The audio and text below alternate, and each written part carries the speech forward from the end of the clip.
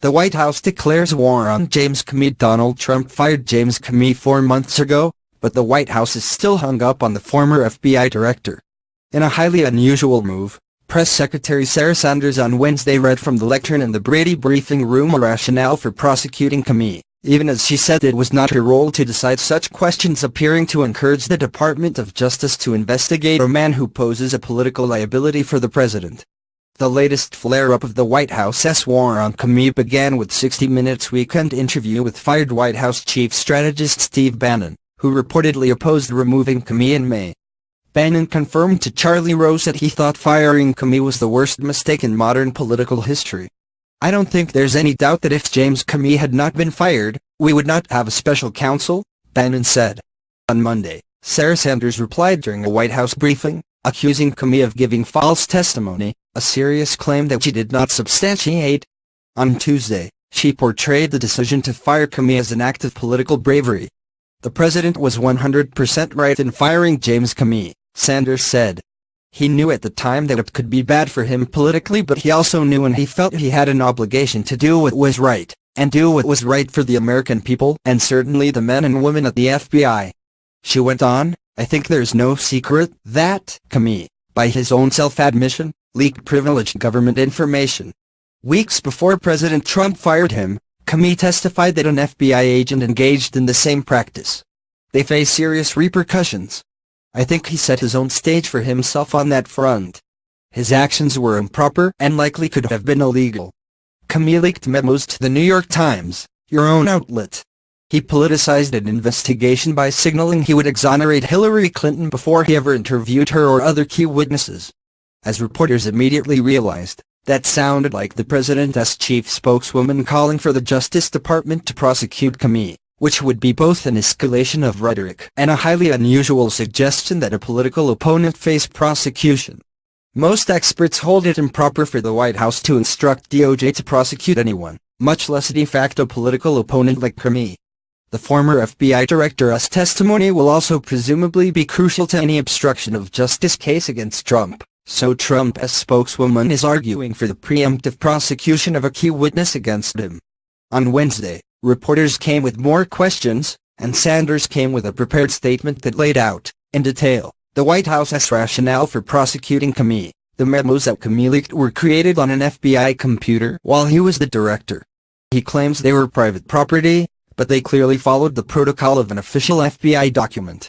Leaking FBI memos on a sensitive case regardless of classification violates federal laws including the Privacy Act, standard FBI employment agreement, and non-disclosure agreement all personnel must sign.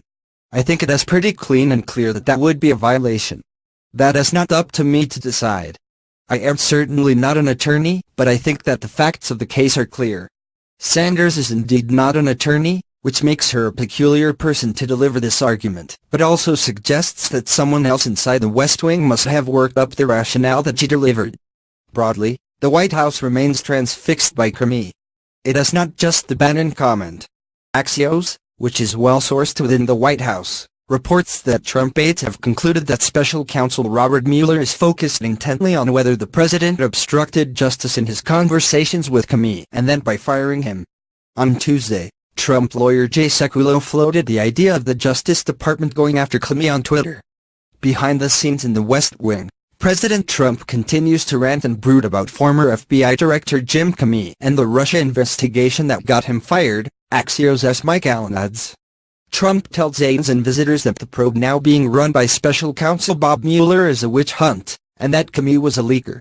In the past, Trump would become enraged about some person and dispatch then Press Secretary Sean Spicer to the briefing room to light into that person. Sanders, Spicer's successor, seems to have drawn the same task this week. The fixation on Comey comes as the White House finds itself in a particular bind over his dismissal. When Trump fired the director, he released a series of memos that justified forcing Comey out based on his handling of the investigation into Hillary Clinton's use of a private email server and account. According to the memos, Comey had inappropriately politicized the investigation and overstepped his bounds in criticizing Clinton. But that explanation, though held by many people, was tough to take seriously coming from the president, given that Trump had earlier complained publicly that Comey was too lenient in his handling of Clinton. And indeed, within days, Trump told NBC News' Lester Holt and, reportedly, top Russian officials that he fired Comey because of the investigation into Russian interference in the 2016 election. Regardless of recommendation, I was going to fire Comey, Trump said. That explanation made a great deal more sense, but it raised the possibility that Trump had obstructed justice if he fired Comey to impede Russia investigation. Within days, Deputy Attorney General Rod Rosenstein had appointed Mueller as special counsel. Hence Bannon's argument that without a Comey firing, there would be no special counsel. Then, earlier this month, the New York Times and Washington Post reported that Mueller was reviewing a draft letter from Trump to Comey, reportedly written by senior aide Stephen Miller. The letter was never sent, with cooler heads apparently prevailing upon Trump to release the memos from the Department of Justice instead, not expecting Trump to so abruptly contradict them. The letter, a meandering rant according to people who read it, expresses frustration that Comey would not say publicly, as he had privately on 3 occasions, that Trump was not personally under investigation for collusion with Russia. It also underscores that Trump had decided to fire Comey before the consultations with justice officials that Trump cited in his formal dismissal. Faced with more evidence that Trump's initial public rationale for firing Comey was misleading, the White House seems to have constructed an ex post facto legal justification for the dismissal, which Sanders delivered on Wednesday. There's an elegance to it. Trump is currently under investigation for firing Comey, but if he can reframe Comey as the real lawbreaker, it both takes him off the hook and undermines any testimony that Comey might deliver against him.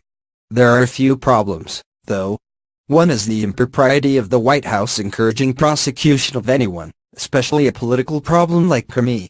Sanders' repeated insistence that this is the Department of Justice's decision to make do not change the fact that it is consequential for the president's spokeswoman to make such statements publicly.